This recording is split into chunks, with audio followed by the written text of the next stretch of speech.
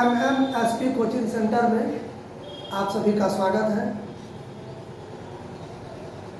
प्रश्नावली 1.2 NCERT class 10 का part 2 video होने वाला है।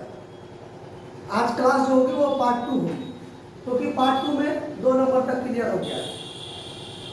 जो पार्ट 1 नहीं देखे हैं वो पार्ट 1 को देख लीजिए, उसके बाद पार्ट 2 को भी देखिए। हम ऑनलाइन वाले बच्चे को ये कहना चाहेंगे कि प्रत्येक वीडियो को ध्यान से देखिए, तभी आपका कॉन्सेप्ट क्लियर होगा। उसके बाद ही आप आगे का वीडियो आपका दिमाग में सेट होगा, आप समझ पाइएगा, अन्यथा नहीं समझ पाइएगा। ठीक है ना? तो आइए आज पार्ट 2 का स्टार्ट करते हैं। प्रश्नावली 1.2 नंबर 3 क्वेश्चन है अभाज्य गुणनखंड विधि द्वारा। कौन सा विधि लगाना है? अभाज्य गुणनखंड विधि लगाना है। इसमें आपको यूक्लिड विभाजन प्रमेयिका का प्रयोग नहीं करना है, ठीक है ना? अभाज्य गुणनखंड विधि द्वारा बनाना है। आपको पूर्णांक दिया गया है एक नंबर में 12, 15, 21, है ना? इसको आप मान लीजिए। नंबर 1 माना कि P बराबर 12, Q बराबर 15 एवं R बराबर 21, ऐसे मान लेना है। उसके बाद आप P का अभाज्य गुणनखंड निकालिए, मतलब 12 का अभाज्य गुणनखंड निकालिए। क्या निकलेगा? साइड में करिए, रफ कीजिए। 6 दूनी 12, 3 दूनी 6, 3 निकालिए 3, 1 तक निकालिए। बहुत सारा बच्चे क्या करते हैं, यहीं पे 3 आ गया छोड़ देता है, नहीं 1 तक निकालना है। अभाज्य गुणनखंड जब भी निकालते हैं आप एलसीएम निकालने के लिए, तो 1 तक निकालिए, ठीक है ना? तो 1 गुना 2 गुना 2 गुना 3। इसी तरह 15 का भी निकालिए। 5 दिया 15, 5 इकाई 5, आपका हो गया 1 गुना 3 गुना 5। 21 का निकालिए। 7 दिया 21, 7 इकाई 7, 1 गुना 3 गुना 7। अब इनका एचसीएफ निकालिए। एचसीएफ का सिद्धांत क्या होता है अभाज्य गुणनखंड विधि में? जो सभी में हो, है ना? जो सभी में हो, तो देखिए सभी में क्या है? 3 3 3 सब में है। यही 3 3 3 को निकाल लेना है। ये आपका एचसीएफ हो गया। एचसीएफ आपका निकल गया। अब कहता है एचसीएफ निकालने के बाद एलसीएम भी निकालना है आपको, ठीक है ना?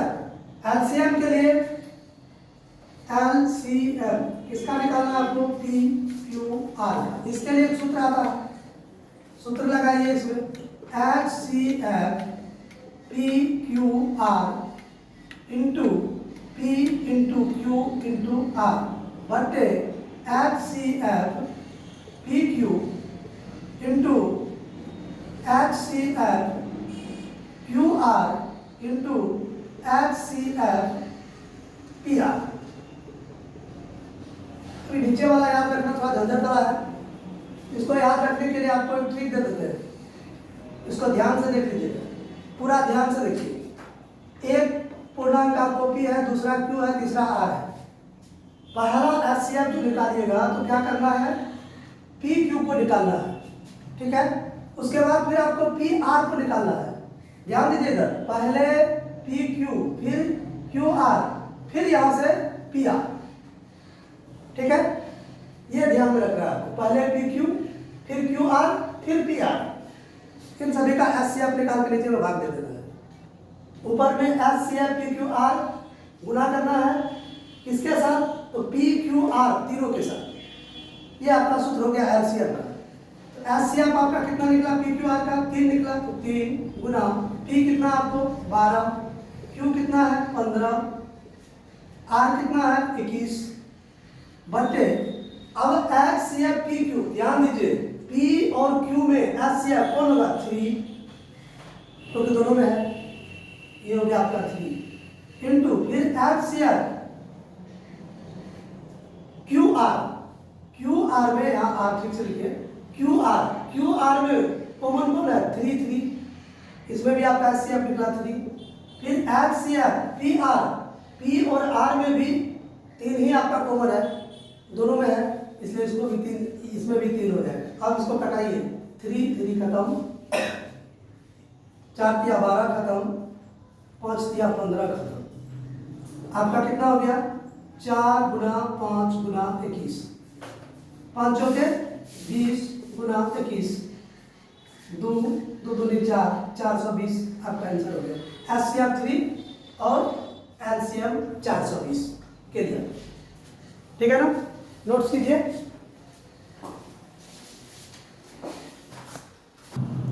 इसी तरह नंबर 3 का बनाइए। नंबर 3 नंबर में आपको पूर्णांक दिया गया है 17, 22, 29। इसमें भी माना कि P बराबर 17, Q बराबर 23, R बराबर 29। सबका आवाज गुणनखंड निकालिए, खुद आवाज गुणनखंड के रूप में है, खुद ही आवाज संख्या है ना। तो इसको क्या कीजिए 1 इंटू 17, 1 इंटू 23, 1 इंटू 29, ठीक है ना। अब इसका HCF निकालिए, HCF। इसी सवाल से आपको पता चल जाएगा क्यों कहते हैं 1 तक निकालने के लिए। इसमें यदि 1 तक नहीं निकालेंगे तो इसमें HCF 1 ही है, हम बोले थे ना कि 1 तक निकालना है।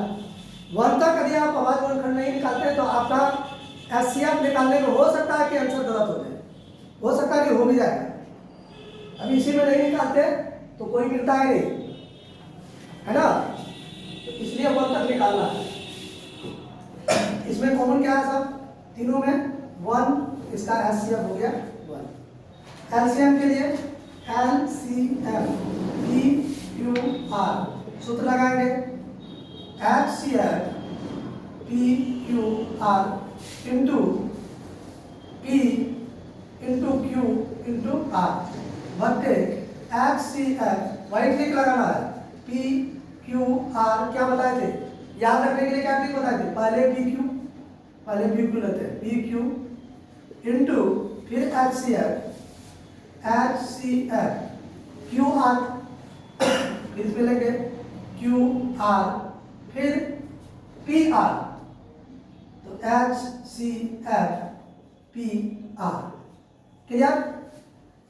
अब HCF कितना निकला है आपको, पहले से 1 निकला हुआ है, 1, P का वैल्यू कितना है 17, Q का वैल्यू कितना है 23, R का वैल्यू 29 बटे HCF PQ में कॉमन कौन है 1 आ गया, फिर HCF QR फिर 1, फिर HCF PR, P और R में भी 1, ठीक है ना। आपको आ जाता है 17 गुना 23 गुना 29, सबको गुणा कर दीजिए, आंसर आ जाएगा। गुणा कीजिए,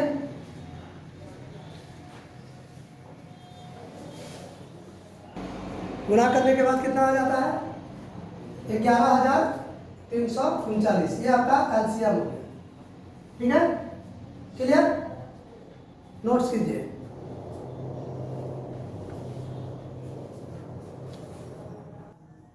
अब नंबर 3 नंबर में आपको क्या है 8, 9, 25। नंबर 3 इसी तरह फिर माना कि P बराबर 8, Q बराबर 9, R बराबर 25। 8 का निकालिए, कितना निकलता है 4 दूनी 8, 2 दूनी 4, 2 इकाई 2, 1 गुना 2 गुना 2 गुना 2, ठीक है। 9 का निकालिए, कितना निकलता है 3 तिहाई 9, 1 गुना 3 गुना 3। 25 का निकालिए, 25 25, 5 इकाई 5, 1 गुना 5 गुना 5, क्या निकला इसका HCF PQR बराबर कितना निकलता, सब में कॉमन क्या है 1 है ना, इसका हो गया 1।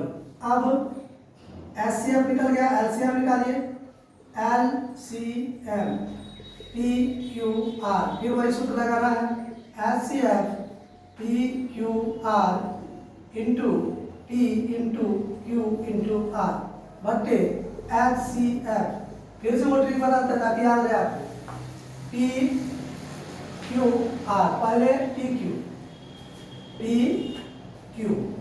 फिर उसके बाद HCF लेना है, HCF किसका लेंगे तो फिर QR, फिर HCF लेना है, किसका लेना है तो PR, क्लियर, कोई दिक्कत धीरज? HCF कितना निकला 1, P कितना है 8, 9, 25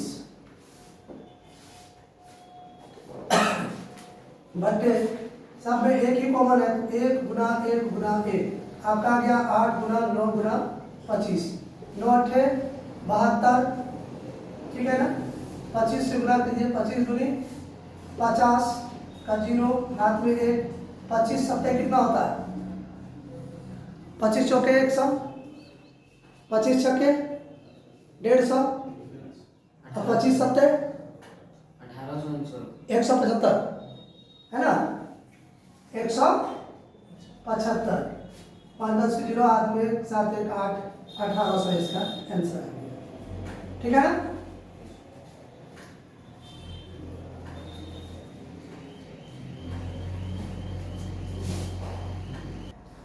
चार नंबर का क्वेश्चन ध्यान से पढ़िए, क्या कहता है, HCF 306 और 657 का 9 दिया गया है ना, इसका HCF दिया हुआ है और इसी का LCM निकालना है, ठीक है ना।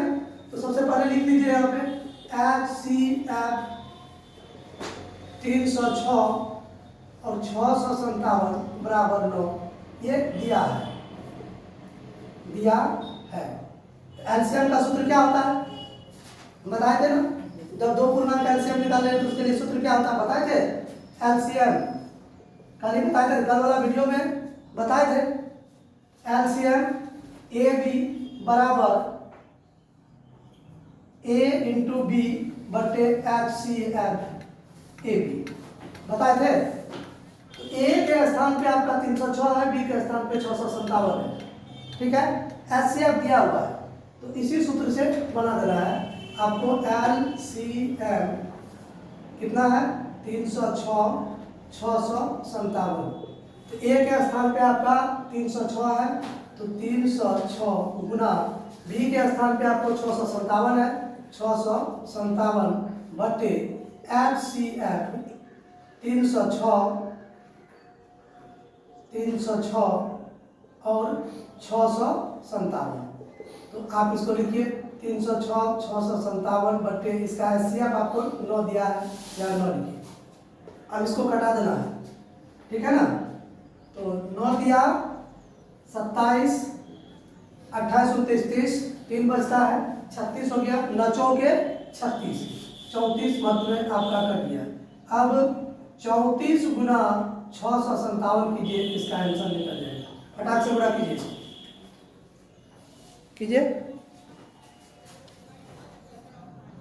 कितना आता है गुना करके 22,338, आपको ये हो गया 22,338, ये आपका LCM, ये सवाल क्लियर।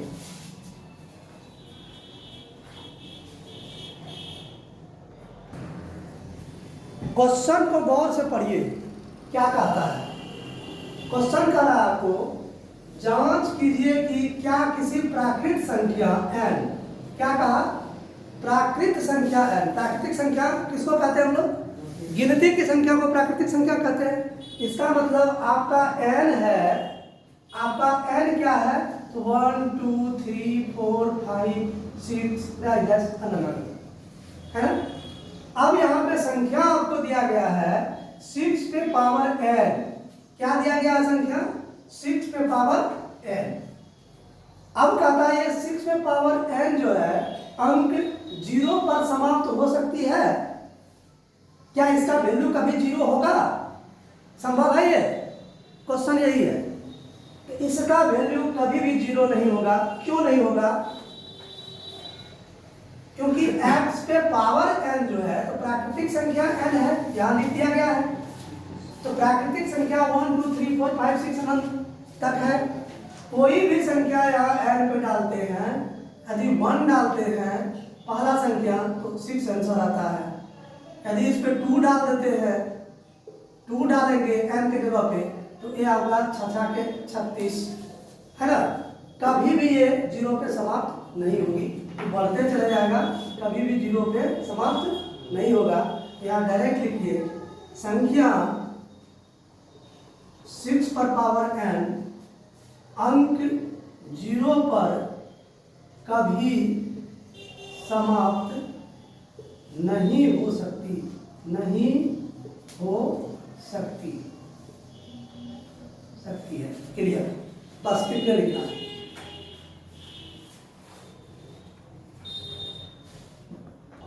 अगला क्वेश्चन पढ़िए ध्यान से, क्या कहता है इसमें? व्याख्या कीजिए कि 7 गुना 11 गुना 13 जोड़ 13 और 7 गुना 6 गुना 5 गुना 4 गुना 3 गुना 2 गुना 1 प्लस 5 भाज्य संख्याएं क्यों है? तो जो विद्यार्थी आप वास्तविक संख्या पे जो वीडियो बना हुआ है वो देखे होंगे, उनको समझ में आ जाएगा कि ये भाज्य संख्या क्यों है। भाज्य संख्या का सबसे पहले डिफिनेशन क्या होता है, उनका परिभाषा। भाज्य संख्या वह संख्या है जो खुद से और एक से भाग तो लगेगा ही, उसके अलावा किसी और संख्या से भी भाग लग जाएगा, है ना। स्वयं और एक के अलावा किसी और से भाग जिस संख्या में लगता है उसे भाज्य संख्या कहा जाता है। तो आइए इसको साबित करते हैं, स्वयं और एक के अलावा किसी और से कैसे भाग लगता है, तभी ना भाज्य संख्या होगा। तो पहला वाला संख्या क्या है आपको? पहला संख्या है 7 गुना 11 गुना 13 जोड़ 13। इसमें हम कॉमन ले सकते हैं 13 को कॉमन ले सकते हैं। 13 कॉमन ले लेंगे, क्या बचेगा? 7 गुना 11 जोड़ 1। अब देखिए ये जो संख्या है, इस संख्या में यदि हम 13 से भाग देंगे, देखिए ये खुद संख्या है, इसमें तो खुद से भाग लगेगा ही, 1 से तो लगना ही है। उसके अलावा ये 13 से भी भाग लग जाता है, क्योंकि इसमें हम 13 से भी भाग देते हैं। 13 से भाग देंगे तो भागफल मेरा ये आ जाएगा ना। इसका मतलब खुद और एक के अलावा ये 13 से भी भाग लगता है, क्योंकि इसका गुणा में यहाँ 13 आ जाता है, तो यह संख्या 13 से भाग लग जाता है, इसलिए यह संख्या भाज्य संख्या है। यहाँ लिखिए इस संख्या में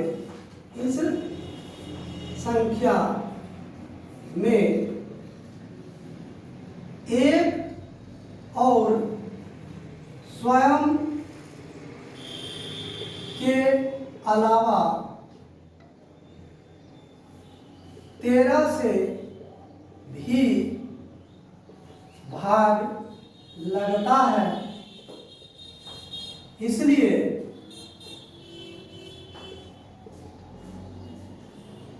यह संख्या भाज्य संख्या है। साबित हो गया। अब दूसरा वाला संख्या क्या है आपके पास? इसको भी लीजिए 7 गुना 6 गुना 5 गुना 4 गुना 3 गुना 2 गुना 1 जोड़ 1। इसमें हम 5 कॉमन ले सकते हैं। 7 गुना 6 गुना 4 गुना 3 गुना 2 गुना 1 जोड़ 5 से 5 निकालिए, 1 बचा। अब इनको भी गौर से देखिए, तो ये संख्या 1 और खुद से तो भाग लगेगा ही, उसके अलावा 5 से भी ये भाग लग जाएगा, नहीं लग जाएगा? 5 से इनको भाग लगने तो 5 5 कट जाएगा, भागफल में ये आ जाएगा, ठीक है ना। तो 1 और खुद के अलावा ये 5 से भाग लगता है, इसलिए यह संख्या भी आपको भाज्य संख्या है। क्लियर? इसमें भी लिखिए इस संख्या में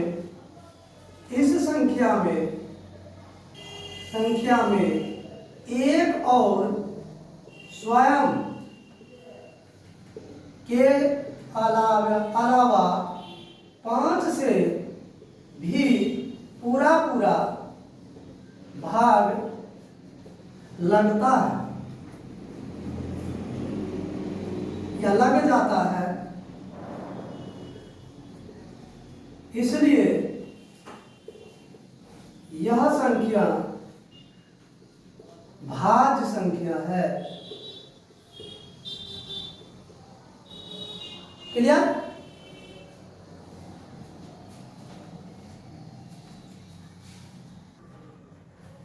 क्वेश्चन को ध्यान से पढ़िए। क्या कहता है? किसी खेल के मैदान के चारों ओर एक वृत्ताकार पथ है। यह वृत्त आकार का रास्ता है, ठीक है। इस मैदान का एक चक्कर लगाने में सोनिया को 18 मिनट लगता है। सोनिया यदि यहाँ से एक चक्कर लगाना शुरू करता है तो घूम के 18 मिनट में पहुंच जाती है, ठीक है। जबकि इसी मैदान का एक चक्कर लगाने में रवि को 12 मिनट लगते हैं। रवि को कम टाइम लगता है क्योंकि रवि तेज दौड़ रहा है, सोनिया थोड़ा स्लो दौड़ रही है, ठीक है ना। इनको 12 मिनट में एक चक्कर लगा लेते हैं, इनको 18 मिनट लगता है।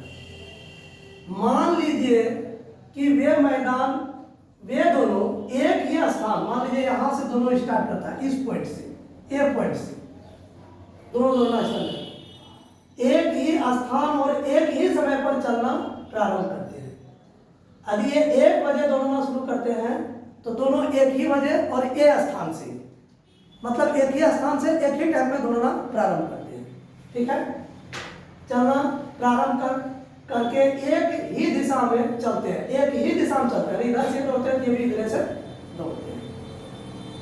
कितने समय बाद वे पुनः प्रारंभिक स्थान पर मिलेंगे? इन दोनों को कितना टाइम लगेगा यहाँ पहुंचने? इसके लिए आपको एलसीएम निकालना पड़ेगा। एलसीएम निकालने के लिए सबसे पहले एचसीएफ निकाल लीजिए, उसके बाद सूत्र से एलसीएम निकाल लेना है। तो बड़ी संख्या को, यहाँ बड़ी संख्या या छोटी संख्या है, यूक्लिड विभाजन से भी निकाल सकते हैं, डायरेक्ट भी निकाल सकते हैं, इसमें कोई रूल्स लगाने की जरूरत नहीं है। तो यहाँ पे आप ऐसे मान सकते हैं, माना कि P बराबर 18, Q बराबर 12। इनका आवाज गुणनखंड निकाल लीजिए, कितना निकलेगा? 18 का 9 दूनी 18, 3 तिहाई 9, 3 इकाई 3, यानी 1 गुना 2 गुना 3 गुना 3। 12 कितना निकलेगा? 1 गुना 2 दूनी 4 तिया 12। एफसीएफ दोनों का निकाल लीजिए, P और Q कितना निकलता है? 1 गुना 2 गुना 3 निकलता है, क्योंकि 1 मिलता है, इसमें 2 मिलता है और ये 3 मिल जाता है, ठीक है ना। 3 दूनी 6, एचसीएफ 6 निकला। इसलिए एलसीएम कितना? P और Q का, तो क्या निकलेगा? P इंटू Q बटे एलसीएफ PQ। इस सूत्र से निकाल लेंगे, तो 18 गुना 12 बटे 36, 6 छतरी के 18, 12 दिया 36। अतः दोनों को